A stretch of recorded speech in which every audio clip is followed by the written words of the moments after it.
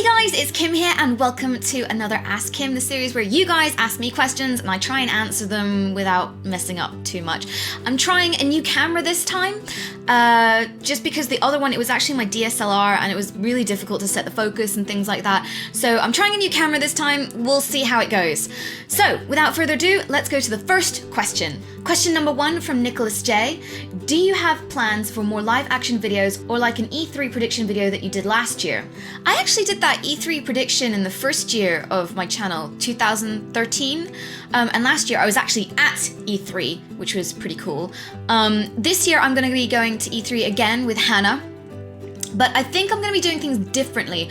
I think last year I kind of set myself too much to do and really just wiped myself out to the point that it was quite destructive because I was interviewing, I was running around the floor, I was playing games, doing a lot of stuff, a lot of queuing and editing, and I didn't really kind of relax for the week that I was there or the week afterwards because I was staying up until like 4 in the morning editing because of jet lag and time and bleh. So this year I think I'm going to be a little bit more chilled out. I think I'm going to do more vlogs, and just take things a little bit more easy with E3 and try and enjoy it a bit more. As for live action videos, I'd love to do more, but I think Terps kind of explains it best when he says live action videos that we do, like the Assassin's Creed video on Lewis's channel and the Block and Load, and then my Resident Evil zombie skit, they're sort of like Christmas to us in that we have a lot of fun doing them, we have a lot of fun organizing them, shooting them and editing them, putting them out, and it's so much fun to do, but we don't have the time or the budget to do them regularly because it involves a lot of work, a lot of organization, a lot of booking, a lot of costume sourcing, a lot of scripting, not scripting in the sense of like we actually write out every single line, but kind of getting together a rough treatment so we kind of know what we're doing and we shoot in order. We shoot things in the right way. And I mean, certainly for the Resident Evil one, I did everything myself. I think Bod has helped with getting a makeup artist in. But yeah, I wrote the whole treatment. I organized the shoot. I directed the shoot. I was in the shoot. I wrote the team tune, and unfortunately I had edit help that time for the little skits. So it is very time consuming. So we'd love to do them all the time, but it is a lot to do, and it's certainly one of the reasons why my compressions stopped, because again, I would have to play the game to the point that I could review it, write the review, then get everyone organized for the shoots, do the shoot, edit the whole thing, put it up, and for the returns it was getting in terms of video views, it wasn't really economical, it wasn't sustainable, and it's kind of one of the reasons why I stopped doing that. Also, since Hat Films have moved into the building, they've taken over the common room, which is where a lot of the stuff we used to shoot, so all the kind of compressions, YogNews, all of that used to be down there. And also, you probably don't think about it because you don't see the behind the scenes, but whenever we do something like that, it involves Sam and Adrian as our audio guys. It involves one of the camera guys, one of the editors, so like Alex or Tom as a camera guy, maybe 2 camera guys, depending on how complex it is. And also a whole load of equipment to get set up, lights, audio, all of that kind of things. So it takes a lot of time and effort to just get the whole thing done. And, we don't have anywhere to shoot it now, apart from sort of the content creators room, but it's difficult to find a time to do that when people aren't using the room, are in recording, and just sync it all up. So I think a lot of people as well, keep asking about YogNews. The reason we stopped doing it wasn't so much that, it wasn't doing great in terms of views on Lewis and Simon's channel.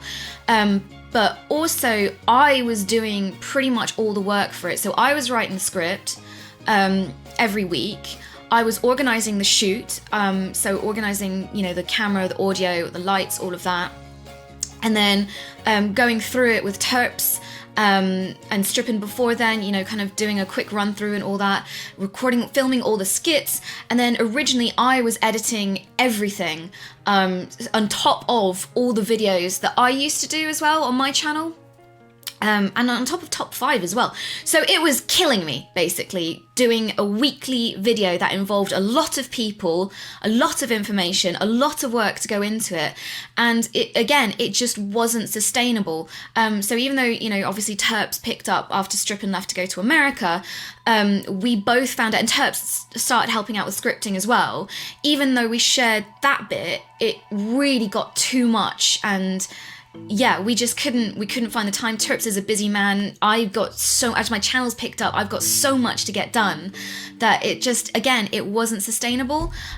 If we had a team of people who could do it all the time, we would do it, So that's really the payoff. So yes, I'd love to do more live action skits, especially I think the ones that stand out for me is Thief, and a couple of the YogNews I did with Terps were just too funny, where Terps just left me in hysterics. But unfortunately we can't do them as much as we'd like because of money, because of time, because of how many people we have to get involved and coordinate. But yeah, just treat it like Christmas. When it comes out, it's awesome. And then you get the regular stuff in between. Nicholas J also asks, Sips, Terps, Hannah and others have started streaming a lot more now. Do you think it will be something you will delve into? So this is something I've been turning over in my mind. So again, it's something that I worry about because I don't really have the time, because I edit a lot of my own stuff. The only thing that gets edited for me is Flux Buddies. I do all the thumbnails, all the background stuff and recording and joint recording and all that. So I worry that I don't have enough time to dedicate to it. And also, I don't think I can do a stream on my own. I'm very much one of these people, I prefer working with someone and bouncing off of them and working with them, and then one of us can, watch all the kind of comments going down, another one can play the game, that sort of thing. But on that note, Duncan and I were talking about teaming up and doing a couple of streams in the future. We're still working details out, like how we're going to do it, where we're going to do it from, what time we're going to do it. Obviously, we don't want to infringe on Hannah's Wednesday slot, what games we'll play. So watch this space. We may be doing some joint streams in the future. Next question. The seconds tick by. Wow, that's a rather ominous name. What was one of your all-time favorite TV programs as a kid, and also what was your favorite childhood toy? Weirdly, I'm actually going to say that one of my favorite childhood TV programs was Star Trek: The Next Generation. Which I guess is quite grown up, but yeah, I just loved it. My mum was a big sci-fi nerd, and we just used to watch it together, and it was something we watched together. Another thing I actually watched a lot of, which probably wasn't really suitable for kids, was MASH, which is an American TV show based on a field hospital in Korea during the Korean War. It stands for Mobile Army Surgical Hospital, and it was the 477th Camp. And I loved it. Absolutely loved it, and I have all of MASH on DVD. I can't watch it anymore because it makes me cry a little bit towards the end when things start getting really serious, and Alan Alda kind of turned it into more of a political mouthpiece about why we go to war. And actually, I met Alan Alda a couple of years ago in England, and he was amazing, like the friendliest, loveliest person ever. And as soon as I heard his voice, I was like, oh my God, that's Hawkeye. It was the voice of my childhood. Outside of that, I used to watch a lot of cartoons like Rocko's Modern Life on Nickelodeon. So a lot of TV I remember was from when I lived in South America, and Nickelodeon was dubbed into Spanish. So I actually learned a lot of Spanish from watching Rocko's Modern Life. Murder, She Wrote with subtitles, which is why I know how to say Baja la Arma, which is lower the gun, in one of the more kind of frivolous Murder, She Wrote episodes. Dexter's Lab, love a bit of Dexter's Lab, and it's back on Netflix now, so I've been watching that. And also Pokemon. I used to record it on my VHS and come home from school and watch it. And again, I'm watching that again because that's on Netflix. I'm having a great time watching that. Childhood toys, probably my Game Boy stands out for me. I don't know if that's really sad, but I still have it. I don't have it here. It's at my parents' house, weirdly. It still works. I still have Pokemon Blue in it with my 80-hour save. So that. I also had like a Pocket Pikachu, which was here somewhere, but I can't find it. So I was going to show it to you guys, but I can't find it. So sorry about that. I also discovered this in the other room, which I guess wasn't a childhood toy because I technically bought this when I was in my goth phase. Topical. And it's a Gengar backpack. So you see, like, there you go, there's Gengar. And it's super cool because it's got card bits in it to put your Pokemon cards in so you can battle wherever you are. Oh my god, I was such a dork. But yeah, there you go. There's my Gengar. And I realized that I guess I really haven't stopped being a big kid because I went to Japan, as you know, and I went to the Pokemon Center and I got myself my plushie and my plushie and my plushie and my plushie and my plushie and this plushie.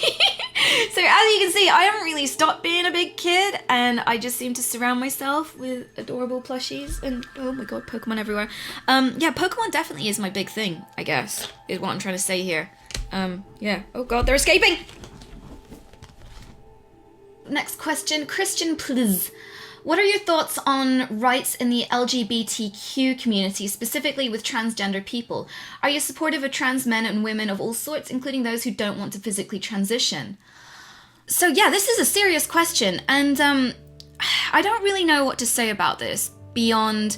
I don't know if you saw recently on Twitter, I got really quite angry about a political flyer that was sent through my door, because it's election time in the UK at the moment. And it was for the Coalition of Traditional Marriage, or Saving Marriage. And I got very angry about the wording in it because it was basically a local politician, Jacob Rees-Mogg, painting himself as a hero for courageously voting against same-sex marriage in the House of Parliament. And then there was a lot of sympathy and pity for regular people who have been punished for having views against same-sex marriage by things, and it was really petty. It was really, my problem is, look, I don't have a problem with people expressing their opinions. I have a problem with the way they do it, and the way this article, this flyer, was worded and brought across was, it was, you know, pity these people for speaking out against same-sex marriage, you know, and I think, you know, you're entitled to your opinion against same-sex marriage, but for the love of God, like, do it in a sensitive, dignified manner. Don't victimize yourself. Don't, you know, I really didn't like it. So I guess what I'm trying to say is, I don't know if you can infer from that, and from things that I've said in the past, I literally have no problems with people who are LGBTQ, you know, any sexuality, any creed, any color, any belief, any, you know, whatever. I really, you know, I don't care, and I don't want you to take that in an offensive way when I say I don't care. What I mean by saying I don't care is I don't really care what you are or who you are. You know, my most important thing in life is, are you being a dick to me right now? Like, are you being mean to me? You know, because I don't, you know, obviously that's my kind of interaction is, I don't like it if you're being mean to me or rude to me, but, you know, you can be lesbian, gay, trans, queer, anything, asexual, male, female, non-gender specific. You can be black, white, yellow, all the races under the sun, all the mixes under the sun, old, young, whatever. I don't care. You're just another person to me, and you know, it makes me sad when I see members, mostly of the older generation, and this is coming out a little bit at the moment because of the elections in the UK, and things like same-sex marriage are kind of rising. And it makes me sad when I do see people generally, and I'm generalizing here, but when I see snippets on TV programs and stuff like that, talking about it, and just being offended by people's life choices or base, you know, being. And I just think, like, are these people doing anything to offend you or push their beliefs on you or push their sexuality on you? No. So leave them alone. Like, I saw this video recently. It's a show in America. I'm going to get the name wrong. It's about a dance troupe, an all-black dance troupe of gay men, and they were barred. They had their license revoked for dancing in a parade in Alabama, I think it was, and the organizers and the police were trying to push them out of the parade and say, you don't have a permit, we've revoked your permit, you can't dance in here. And they were really upset, the guys were really upset, but they decided, you know what, hold our heads high, we're gonna dance and follow the parade and dance like sort of through the crowd outside of it, because there's no rule against that. And the thing that appalled me was people in the crowd shouting awful things at these guys for just being themselves. And they were amazing dancers as well, like amazing dancers. And it made me really upset that people were saying things like, not in front of my children, and, you know, go back home, and, you know, you're a man, wear man's clothes and stuff like that. Because they were wearing like sparkly, I guess, like parade outfits, so all like glitter and sequins and like some really cute outfits like that you expect in a parade.